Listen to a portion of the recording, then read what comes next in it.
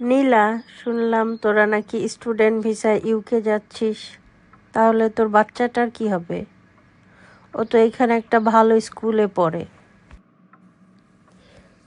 কেন আন্টি, ওরে ওইখানে একটা স্কুলে ভর্তি করে দিব?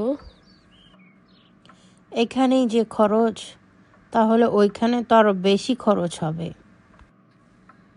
আর আন্টি, ওখানে তো বাচ্চাদের জন্য অনেক ফ্যাসিলিটিস আছে সরকার থেকে, আপনি জানেন না? তাই নাকি? কি কি ফ্যাসিলিটিস আছে রে, বল তো শুনি।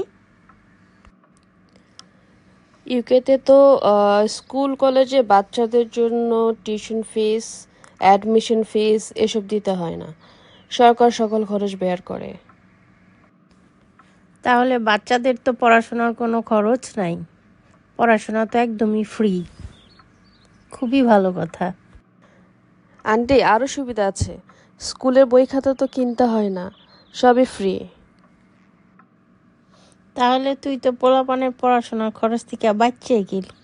এইখানে কি খরচ আর খরচ। আন্টি, এখানেই শেষ না, আরও আছে। স্কুলে বাচ্চাদেরকে মেডিকেল চেক আপ করানো হয়। ওখানে তাদের জন্য মেডিকেল আছে, যেখানে সার্বক্ষণিক ডাক্তার থাকে।